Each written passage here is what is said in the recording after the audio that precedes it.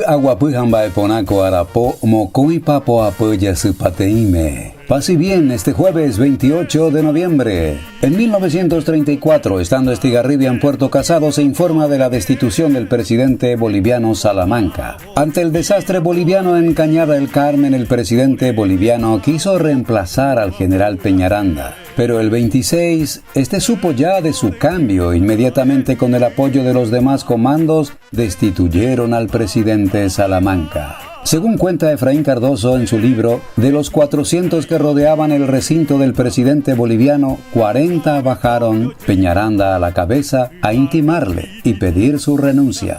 Detuvieron al presidente. Una ametralladora le apuntaba a 80 metros de distancia y todos sus acompañantes fueron apresados. El expresidente Salamanca murió de cáncer de estómago en julio de 1935, un mes después de la paz del Chaco, a los 67 años.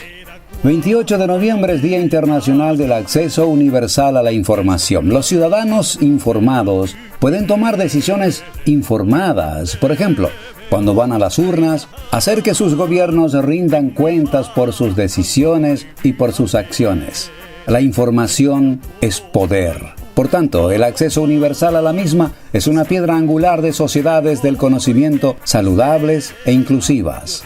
Todo ciudadano tiene derecho a buscar, recibir y difundir información. Es parte integral del derecho a la libertad de expresión.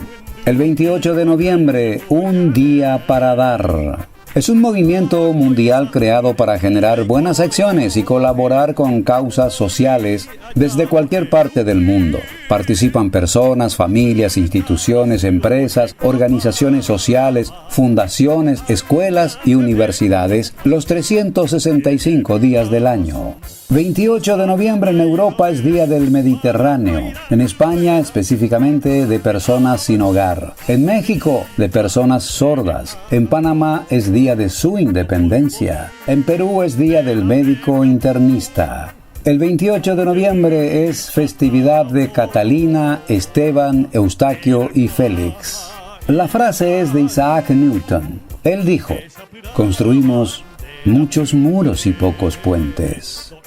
Efemérides. 28 de noviembre Peguapu, Aguapujamba Eponame, con paz y bien. Argüello Doña M.